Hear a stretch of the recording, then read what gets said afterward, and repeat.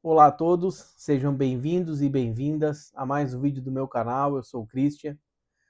Hoje a gente vai continuar nosso estudo do Evangelho no Lar. A gente está fazendo o estudo do Livro dos Médiuns.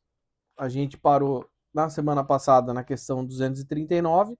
A gente está no capítulo das obsessões e agora a gente vai estudar a questão 240, onde a gente vai ver o último tipo de obsessão, uma obsessão complexa da subjugação.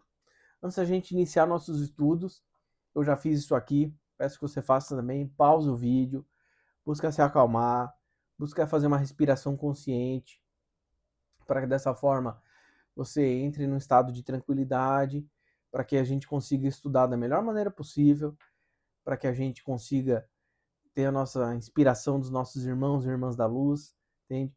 Faça uma oração antes de continuar o vídeo aqui comigo, assim você vai se conectar a Deus, nosso Pai, Mãe, Consciência Divina. E é dessa forma a gente vai fazer esse momento do Evangelho no Lar ser o mais edificante possível para o nosso aprendizado, para o nosso alimento espiritual e para que a gente consiga se afinizar com os nossos irmãos e irmãs da luz que estão aqui conosco. Tá bom? Gente, antes de começar aqui, vou fazer os recadinhos rápidos, tá? Na verdade, só tem um recadinho rápido hoje, que é o seguinte: eu estou publicando, se você está acompanhando na data de lançamento desse vídeo, eu estou estudando e publicando com vocês o livro Muito Além do Horizonte, de Jean Vauelan. Eu vou continuar publicando o livro, a gente passou mais ou menos na metade. Se eu não me engano, semana passada, acho que fez, deixa eu olhar minhas anotações aqui. Estudamos até o capítulo 13, vamos começar no 14 na semana que vem, tá? E aí são 21 capítulos no livro e a gente fecha o estudo do livro, tá? Mas eu vou fazer uma coisa diferente. Eu já finalizei a leitura também do Diário de um Suicida, de Osmar Barbosa e Lucas, tá? E aí eu tô sentindo forte no meu coração essa intuição de trazer esse livro Diário de um Suicida, tá? Então, nessa semana que vai vir, olhando a data de publicação desse Evangelho no Lar, amanhã vai vir um vídeo do Muito Além do Horizonte, de Vauelan, tá? E aí eu já vou buscar publicar na segunda, no domingo, desculpa, no sábado, no domingo, o Diário de um Suicida, tá? E aí na semana que vem a gente vai fazer umas postagens normais, tá? E porque eu tô sentindo que eu preciso publicar isso logo, não sei porquê, e aí eu vou antecipar a gravação disso. Dependendo de como for a gravação, se avançar muito ou pouco, talvez eu intercale. Então, na segunda, na terça não tem vídeo, aí terça eu coloco outro Diário do Suicida, a quarta-feira, Muito Além do Horizonte de novo, quinta-feira vai já no ar aqui conosco, tá? Isso por esse momento aqui, tá? Não vai ficar de padrão vídeos toda semana, porque eu acho que eu nem consigo nem produzir conteúdo nesse ritmo, tá? Mas aí só para explicar, se estranhar, é a ideia, tá? E aí vamos lá, gente. Questão 240. A subjugação é uma opressão que paralisa a vontade daquele que a sofre e o faz agir a seu malgrado. Numa palavra, a pessoa está sob um verdadeiro jugo. A subjugação pode ser moral ou corporal. No primeiro caso, o subjugado é solicitado a tomar decisões frequentemente absurdas e comprometedoras, que por uma espécie de ilusão crê sensatas. É uma espécie de fascinação. No segundo caso, o espírito age sobre os órgãos materiais e provoca movimentos involuntários. Ela se traduz no médium escrevente por uma necessidade incessante de escrever, mesmo nos momentos mais inoportunos. Vimos os que, na falta de caneta ou lápis, simulam escrever com o dedo, por toda parte onde se encontram, mesmo nas ruas, sobre as portas e os muros. A subjugação corporal vai às vezes mais longe. Pode impelir aos atos mais ridículos. Conhecemos um homem que, não sendo nem jovem nem belo, sob o império de uma obsessão dessa natureza, achava-se constrangido, por uma força irresistível, a ajoelhar-se diante de uma jovem com a qual não tinha nenhuma intenção e a pedi-la em casamento. Outras vezes, Sentia nas costas e nas pernas uma pressão energética que o forçava, malgrado a vontade que a isso opunha, a ajoelhar-se e a beijar a terra nos lugares públicos e na presença da multidão. Este homem passava por louco entre seus conhecidos, mas estamos convencidos de que não o estava de todo, porque tinha plena consciência do ridículo do que fazia contra a sua vontade e sofria horrivelmente. Dava-se antigamente o nome de possessão ao império exercido por maus espíritos, quando sua influência ia até a aberração das faculdades. A possessão seria, para nós, sinônimo da subjugação. Se não adotamos esse termo, foi por dois motivos. O primeiro, que implica na crença de seres criados para o mal e perpetuamente votados ao mal, ao passo que não há senão seres mais ou menos imperfeitos, e que podem todos se melhorar. O segundo, que implica igualmente na ideia de tomada de posse do corpo por um espírito estranho, uma espécie de coabitação, ao passo que não há senão constrangimento. A palavra subjugação exprime perfeitamente o pensamento. Assim, para nós, não há possuídos, no sentido vulgar da palavra. Não há senão obsidiados, subjugados e fascinados. Aí vamos parar aqui para refletir um pouco. Né? Vamos lá no início de novo. Ó. A subjugação é uma opressão que paralisa a vontade daquele que sofre e o faz agir a seu mau grado. Numa palavra, a pessoa está sob um jugo, um verdadeiro jugo. E aqui ele vai trazer dois tipos de possessão aqui, né? Dentro da subjugação, né? A moral ou a corporal. Tem, no primeiro caso, solicitar a tomar decisões frequentemente absurdas e comprometedoras. Tem, então, a gente percebe aqui. Não vou fazer toda a leitura que acabamos de fazer aqui, né? Estou pegando aqui o gancho para a gente discutir, refletir. Primeiro, a gente sabe que esse nível de obsessão complexa, você tem que estar num nível de afinidade muito grande com o espírito. Isso não é trivial, isso não acontece em qualquer momento com facilidade. Esse é o primeiro ponto. Segundo ponto, você tem que estar numa grande afinidade com o espírito. Entende? De objetivos, de muito tempo. Não é assim, mas eu vibrei no ódio por um dia, sei lá, me estressei no trabalho e vibrei no ódio. Tu não vai entrar no processo obsessivo de subjugação.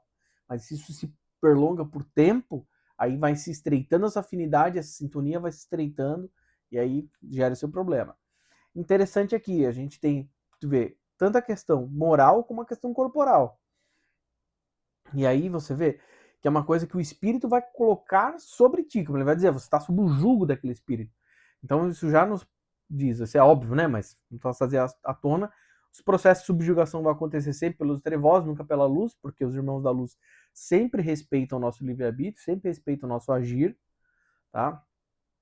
E fica nítido perceber que, você vê, existe uma camada onde ele vai agir na parte do mental, né, da parte das ideias, cognitiva, que é a subjugação moral, e aqui vai entrar aquela, como ele vai dar aqui o exemplo, né? Então aquela coisa do cara falar coisas absurdas, pedir coisas absurdas, né? Se expor ao ridículo, vai entrar tudo aqui. E tu vê a questão corporal, né? E aqui eu não sei precisar quanto, mas eu acredito que a subjugação corporal é um nível ainda maior, porque você não... Na moral, ali, na questão da subjugação moral, você está numa grande afinidade intelectual, mas você ainda tem controle do teu corpo físico. Entende? Por mais que o espírito talvez possa utilizar o aparelho fonador para você falar o que ele está forçando em ti, a tua mente, né? Porque vai ter que processar tudo aquilo. Só que o corporal, você vê que aí já é um negócio máximo, né? Porque ele vai efetivamente dominar todo o controle do corpo, né? Aqui que é um livro base, introdutório, né?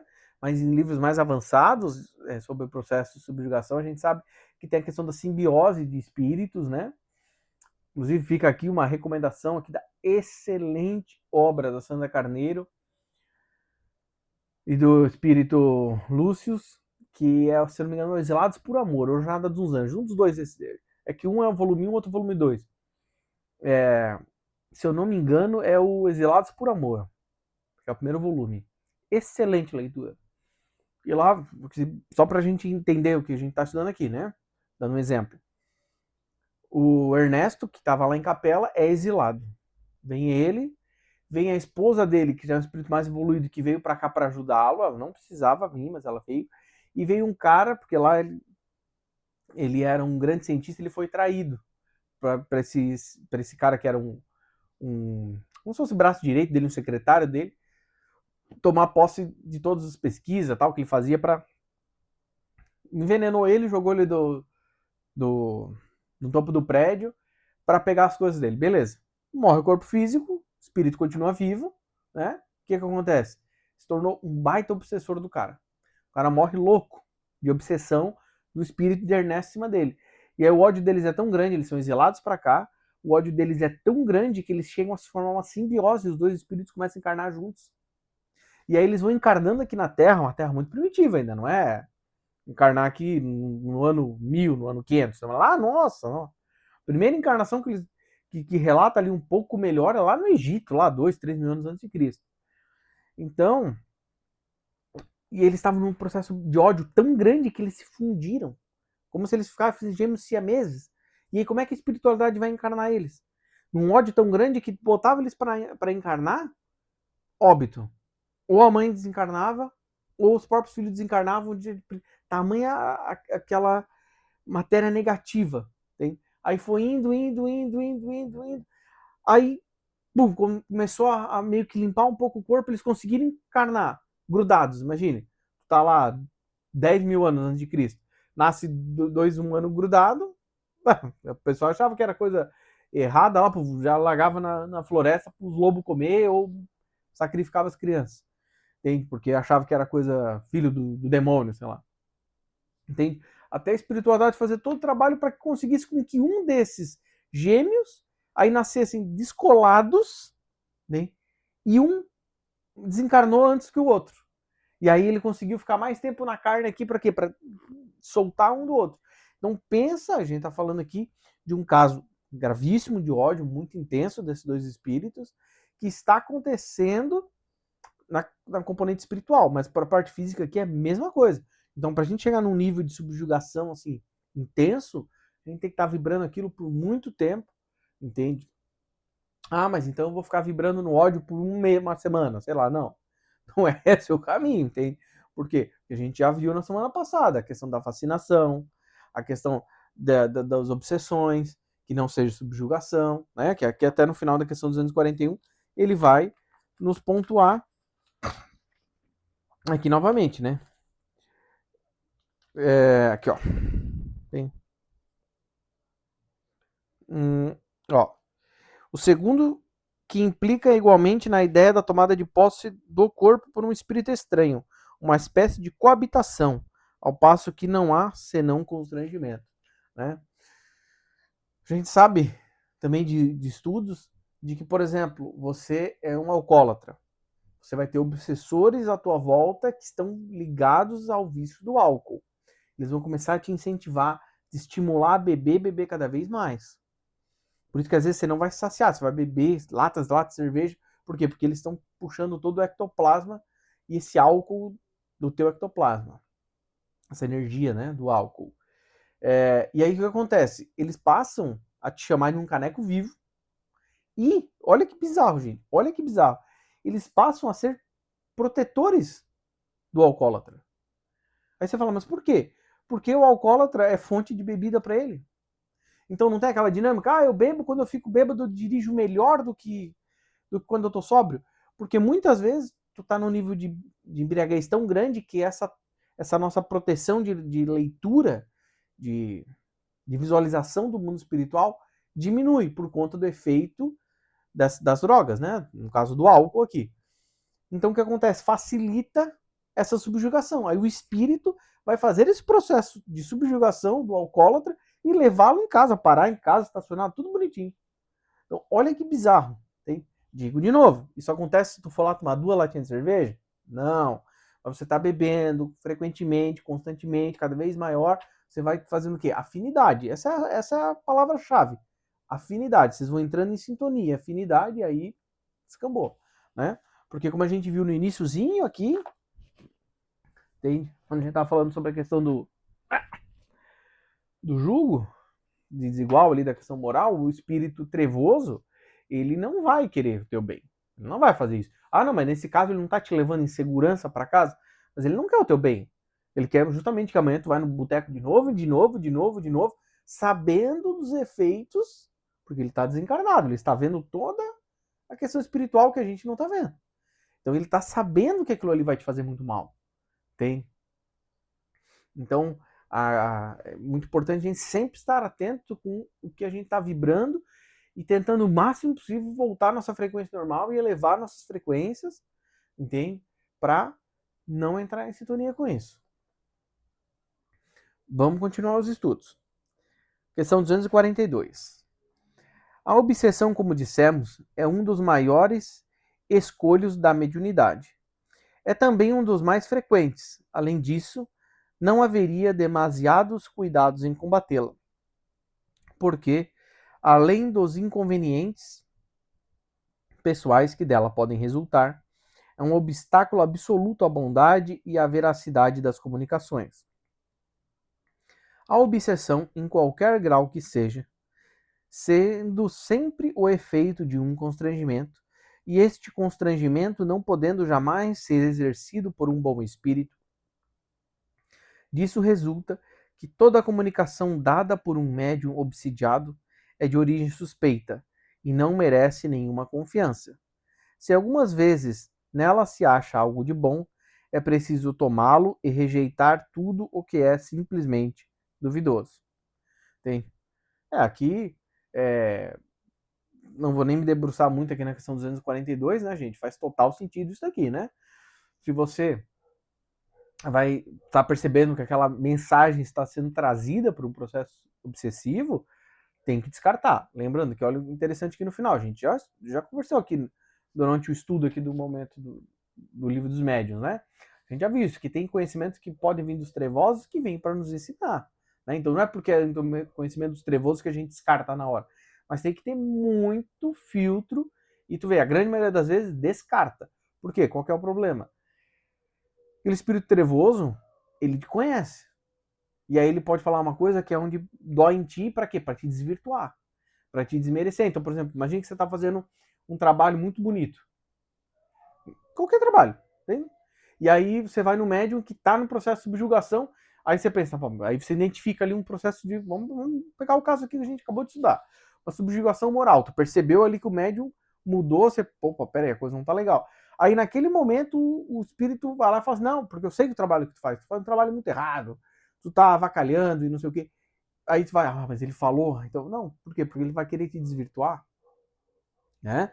A gente sabe que os trevosos usam da mentira, usam de várias táticas para tentar desvirtuar, entende? Então, quando chega num processo desse, sempre ter esse filtro, né?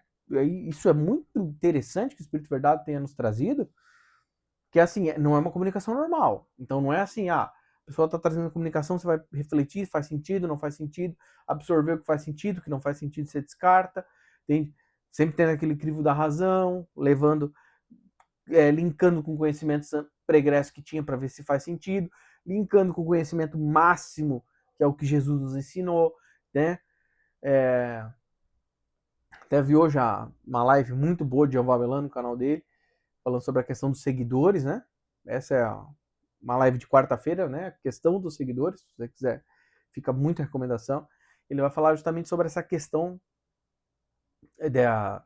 dos seguidores de grandes líderes, de grandes entidades espirituais e tal, que entram num processo de não se evoluir com valor mesmo, de se tornar uma pessoa melhor, entende? Então, sempre tem esse raciocínio aqui. Né? Pô, tá fazendo processo de subjugação? Opa, já não presta atenção nas coisas. Principalmente que a gente sabe, né? Dependendo do nível desse processo, essa coisa pode escalar bastante, né? De ofensas, de agressão, principalmente porque qual que é a classe daquela comunicação, né? Não é uma classe de comunicação que venha da luz, respeitando o livre-arbítrio, querendo construir um mundo melhor, né? Então, é uma questão de ter esse, como ele vai me falar, né? De desprezar a grande maioria do que escutar, porque não vai fazer sentido. Né? Porque qual que é a ideia daquela comunicação, né? Questão 243. Reconhece-se a obsessão pelos caracteres seguintes.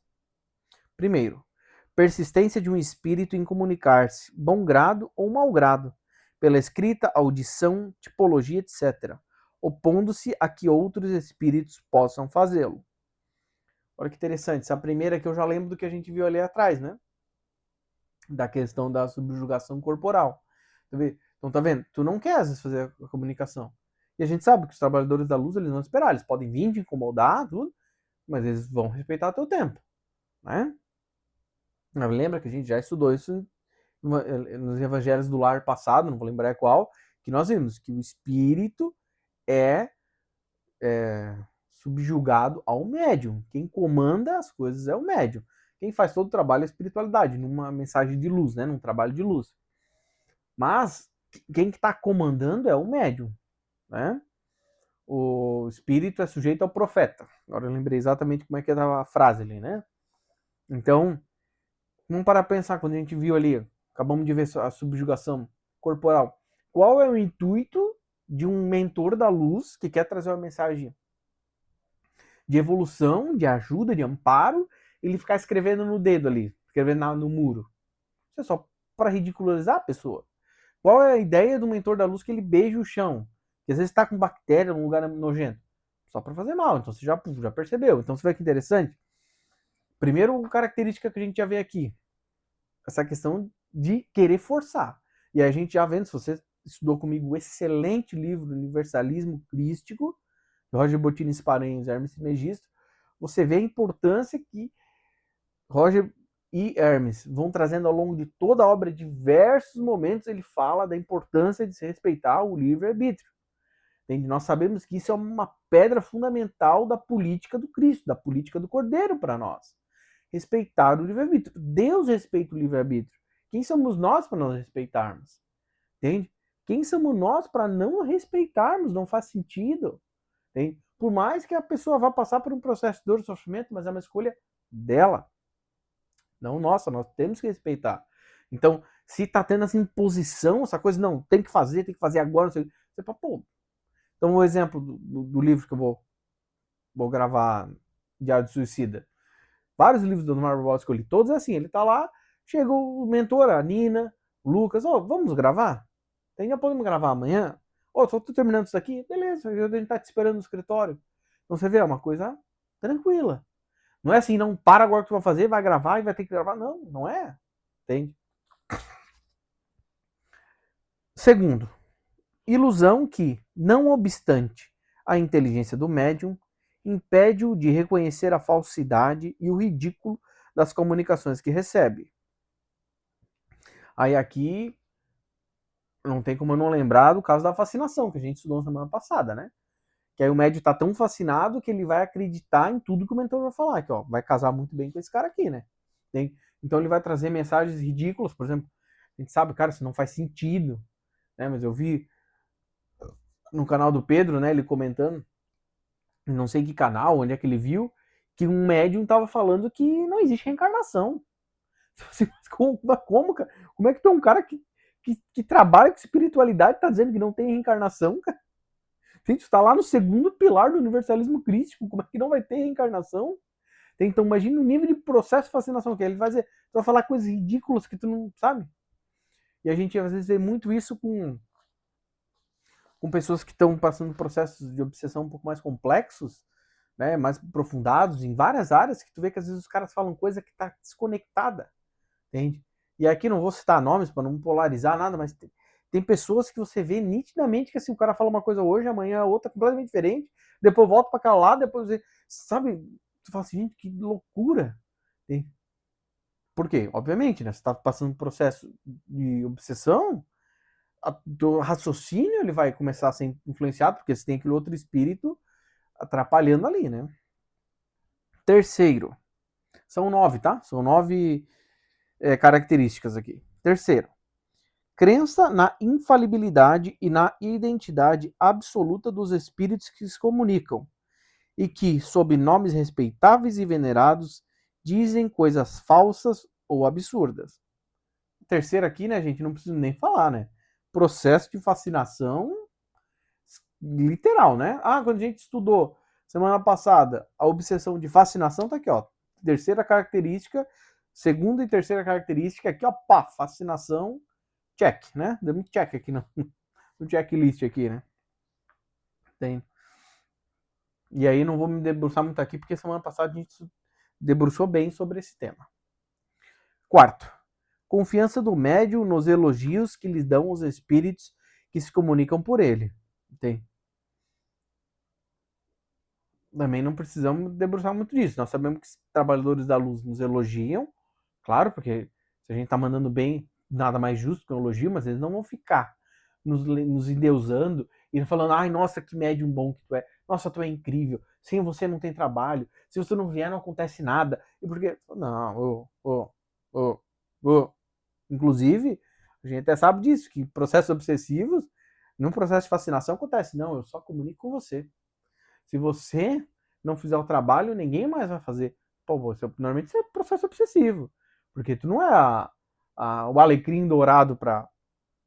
Tem muitos trabalhadores. Não tantos como precisariam, mas muitos trabalhadores. Não tem isso só você vai canalizar, só você vai trazer essa mensagem. Não é assim. Né? Para a grande maioria dos casos. Existem alguns casos que não. Né? Existem realmente missões que são. Né? Vamos pegar um exemplo aqui. Não tem como tu achar que um espírito, qualquer um que está aqui encarnado, vai conseguir dar uma missão do quilate que foi de Jesus, né? Então, naquele caso, seria isso, né? Mas pro nosso caso do povão aqui, aí já é um modo de alertar. Pô, você tá trazendo a mensagem. Aí o espírito tava o tempo inteiro. E por que que acontece isso? Vamos refletir. A gente já sabe da resposta da semana passada, mas só para entender.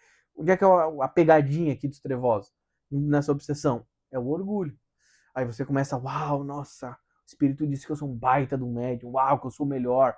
Nossa, que sem mim não teria trabalho, uau. Aí tu começa a inflar o orgulho sobre o ego, pum, facilita essa afinização, né? Que sempre vamos lembrar. A gente já estava estudando isso há várias e várias semanas. Trabalhar com a mediunidade para a luz é servir, é se colocar à disposição de Deus, Jesus da espiritualidade maior. Não é você a rédea da coisa, fazendo do jeito que tu quer, como tu quer, na hora que tu quer, porque não é assim, o comando é de lá, como o Chico Xavier falava, né? O telefone toca de lá para cá. Então, às vezes eu queria escrever o livro hoje, mas não vem psicografia hoje. Então, o que está vindo? Ah, então não vai sim vir nada. Será que tem que estudar? Será que tem que acontecer alguma coisa? Ah, não, mas eu não queria. Eu queria hoje ir pra praia. Pô, mas veio a mensagem que você tem que gravar um vídeo hoje. Então, tu vai abrir mão de ir pra praia para gravar o vídeo, né? Por exemplo, trabalhar com mediunidade é isso, é estar a servir, estar a ajudar. Né? Você vai fazer uma palestra no centro espírita, na casa de Umbanda, na igreja evangélica, não importa. Você não está lá para ser o principal. Você está lá para transmitir a mensagem, para ajudar, para se colocar à disposição de trazer aquele conhecimento. Né? Quinto, disposição para afastar-se das pessoas que podem dar avisos úteis. Fascinação aqui de novo, né, gente? Opa, esse cara aqui vai me despertar, então afasta. A gente vê claramente isso, claro, não é uma questão de obsessão, mas a gente vê, por exemplo, os narcisistas, né? Que também é uma doença espiritual, né? Que aí afasta todo mundo para quê? Para a pessoa ficar ali só sendo manipulada e controlada por aquela pessoa, que no caso aqui, desse espírito obsessor, né? Sexto, levar a mal a crítica a respeito das comunicações que recebe. E aí, se o cara já tá obsidiado, você faz uma crítica, ô, cara, aquela mensagem que tu falou ali, pô, não faz sentido, hein? Pelo que eu tô estudando, isso daí não tá certo. Aí o cara leva pro pessoal, se ofende. Porque, cara, tá em processo obsessivo. Imagina, aí o espírito tá ali falando na orelhinha dele. E aí ele vai lá e fala assim: não acredita nesse cara, não. Esse cara que tá falando é besteira. Olha, ele tá querendo te desmerecer na tua mensagem, porque talvez ele quer virar o dirigente do centro. Hein? Então, a importância. Desde que você faz um trabalho, eu acho que isso é para qualquer coisa, né? Você faz um trabalho, você tem que estar aberto a críticas. Obviamente que a gente não gosta, eu no meu trabalho não gosto de ser criticado. Óbvio, não vou dizer, ai, que legal. Não. Mas eu acho que faz parte de um processo, principalmente enquanto você estiver aprendendo, você receber as críticas até para conseguir corrigir a rota, fazer as coisas melhores, né? Não é uma coisa ruim, né? E E, mas eu tenho muita experiência, não posso ser criticado. Mesma coisa, pode ter muita experiência. Mas, eu tenho um canal aqui no YouTube há 50 anos. Tem, mas alguém vai, se fizesse tal jeito aqui podia ser melhor. Pô, prestar atenção na crítica, né? Uma crítica construtiva, né? Que aí é sempre válido, né? Acho que essa é a dinâmica, né? Então, no caso do exemplo ali, o cara criticou porque trouxe uma mensagem errada. Pô, então será que eu tenho que estudar mais? Pô, deixa eu... Claro que você não vai parar pra tudo isso, porque senão os trevosos ficam te criticando 5 minutos, tu não trabalha, né? Tu só vai ficar correndo atrás das coisas. Mas pensar, pô, mas será que eu não tenho que estudar um pouco mais tal tema? Pô, às vezes pode ser que eu realmente esteja desinformado, pode ser que eu tenha falado uma coisa errada, né? Mas eu falei uma coisa errada, vai lá e se retrata, não tem problema nenhum. Onde eu trabalho é engraçado, porque tem alguns engenheiros que claramente têm o ego muito inflado, e aí eles não aceitam dizer que não sabem. Então, se você faz uma pergunta que eles não sabem, eles contornam para cá e contornam para lá e desconversa, porque o cara não consegue dizer assim, não sei. Também não sei. Você pode falar, qual é a vergonha, cara? Dizer que não sabe, tu não tem como saber todo o conhecimento do mundo. Mas e o ego? O cara tá numa baita cargo de engenharia. Uau! Então ele não pode dizer que ele não sabe. Não tem. Mas vamos seguir adiante. Mas só um exemplo aqui que eu tô dando, porque a gente tava olhando no plano físico aqui, né? Mas é o mesmo processo aqui dessa obsessão.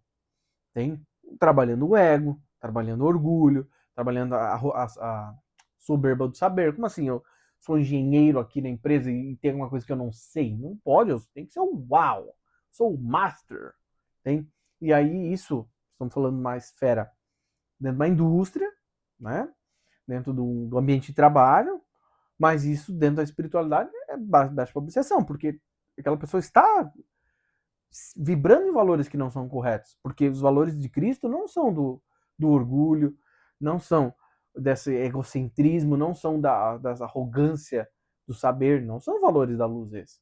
Então ela já está vibrando um valor errado, só que é aplicado no ambiente de trabalho.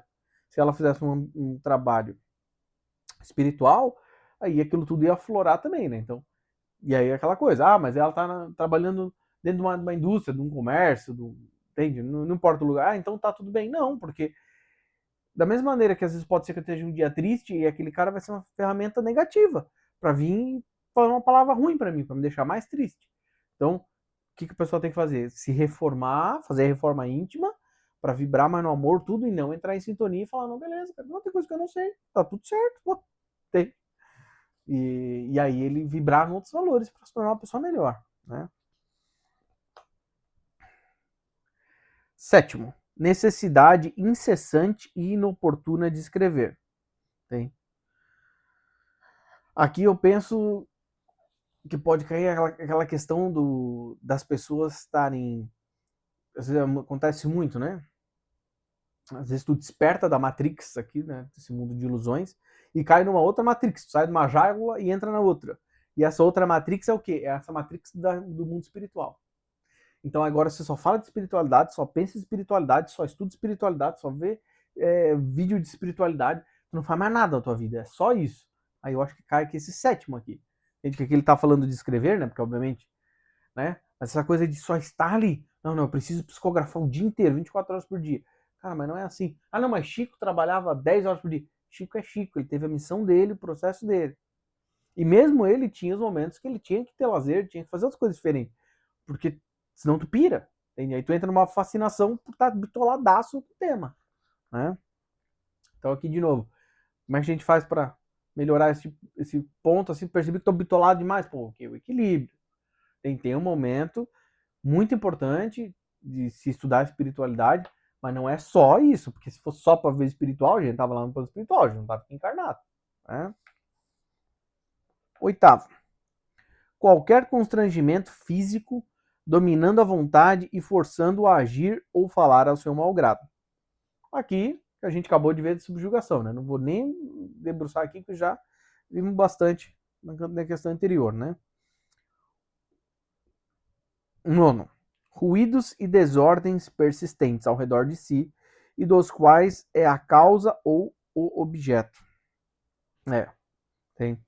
E vai fazer total sentido, né? Porque o espírito nervoso ele vai querer te incomodar, ele vai querer te atrapalhar para te desvirtuar do trabalho. Né? Então ele pode ficar ali incomodando, né? Então você está percebendo isso aqui, opa, É uma característica de quê? Da obsessão, né?